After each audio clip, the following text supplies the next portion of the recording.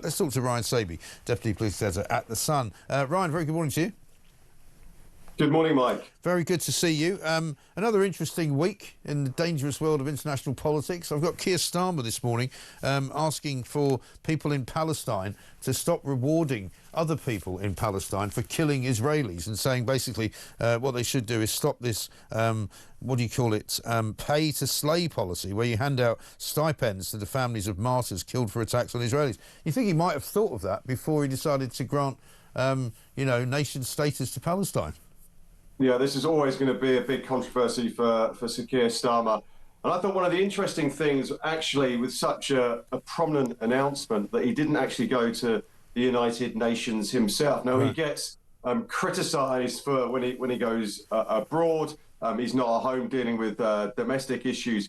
But you would have wondered, with Donald Trump at the United Nations today, Emmanuel Macron making his big announcement on Palestine, that whether it was Sir Keir who should have gone himself. And instead, he just delivered this social media message. Now, there was lots in the build-up. He obviously mentioned it at Chequers last week when he was with the US president. But you just wonder whether this was the moment when a British Prime Minister should have gone to the United Nations to explain and give reasons for the decision. But he didn't. He decided to stay here, and he has his own reasons for that. But you just wondered whether that was the right moment to actually step up.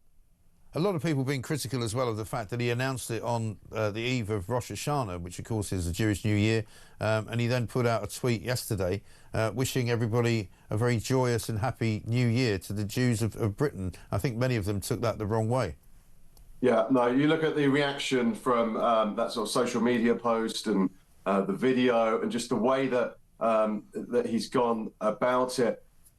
Just reading comments from those who are criticising it, saying that the move was tone deaf, it was hypocritical, and he seems to have come in for a lot of attacks on that. So you just wonder whether he could have held a press conference, he could have fronted up a little bit more, especially when that announcement was actually made. So. As it's been a difficult few weeks for Sir Keir Starmer, whether you look at Angela Rayner, Peter Mandelson decision, the sacking there, and this is just another sort of row that he sort of waded himself into. Well, he does seem to have done, doesn't he? And also, people were saying to me yesterday there wasn't really any public discourse around this decision. There was no conversation in Parliament, as far as we could see. There was not really any conversations in the media about it. You didn't see cabinet ministers writing pieces for newspapers at all. You didn't see really any kind of conversation around this attempt, this manoeuvre. He just kind of announced it, and people feel as though they haven't really discussed it. Yeah, no, also, now I think the timing of it was that, 6 weeks ago, the government set out that it would always happen in and around the United Nations General Assembly week, which is this week. Yeah. But the thing is, Parliament is not sitting this week. So you just wonder whether they could have done something last week where ministers, the Foreign Secretary, the Prime Minister would have been accountable to MPs. But just by the sheer timing of it, it is slightly... It means MPs won't be able to question it until they come back in a few weeks' time after the party conferences. Yes, exactly right. Meanwhile, there's this other story that popped up at the weekend, which isn't really going away, and this is this thing about the £700,000 of donations, which was made to something called Labour Together, the think tank, which was run by Morgan McSweeney, and it was kind of being used, it would appear, as a sort of a fundraising arm for Keir Starmer's leadership bid, right? But it seems as though there's a bit of jiggery-pokery and certainly some possible criminal activity going on. Obviously, we don't know that yet, but certainly it would appear that some of this money has been hidden from scrutiny. Yeah, no, it seems like Labour Together received some fines, or from the Electoral Commission, overpayments. Now, I think the interesting thing is that obviously this organisation was run by Morgan McSweeney. Obviously, he's now the Chief of Staff to the Prime Minister. I think the questions have been raised over what sort of polling or help or assistance or jobs were handed to Sir Keir Starmer in terms of what sort of assistance he got, and was that actually declared properly? Now, I get the impression, I think Downing Street have commented on this, saying obviously there was nothing untoward that actually took place. But the Conservatives are really going for this. I think they smell a weak point here.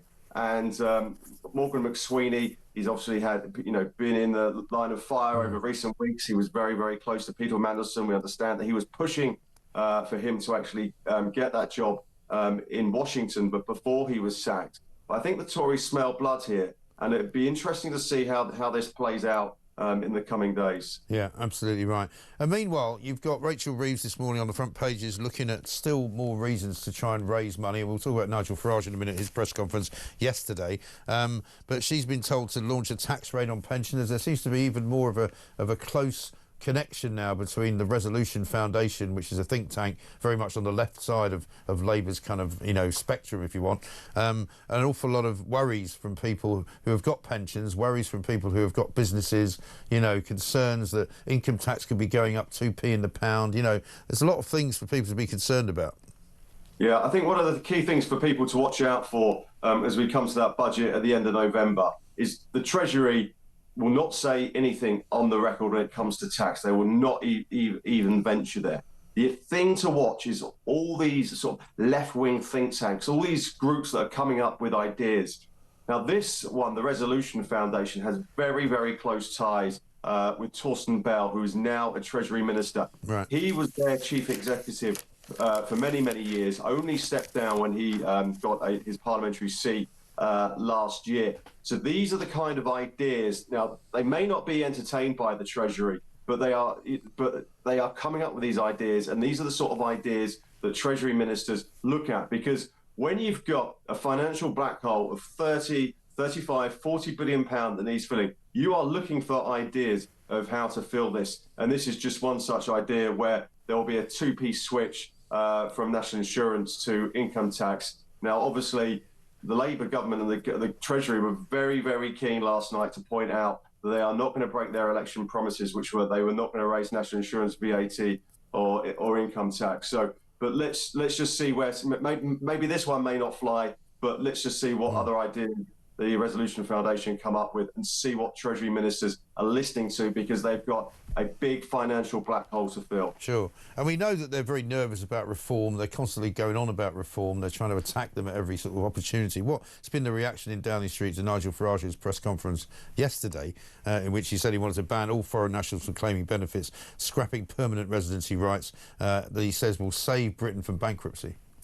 Yeah, no, I thought it was very, very interesting yesterday. When Nigel Farage sat down at that press conference after that finish, it didn't take too long for the Labour Party chair, Anna Turley, to say, "Oh, this policy, is falling apart. It's sort of dead on arrival." Darren Jones talking about the sort of savings that Reform said they will make from their immigration shake-up, which was about £230 billion. Darren Jones, now chief sort of secretary to the Prime Minister, the sort of de facto Deputy Prime Minister, said that these sums were drawn up on the back of a fag packet. So I think what you're going to see is Reform, as they come up with more and more detailed policy, that they are really going to come under the spotlight, not only from Labour and the Conservatives, but also from the media, who are going to be scrutinising all those policies, because if they want to be lining up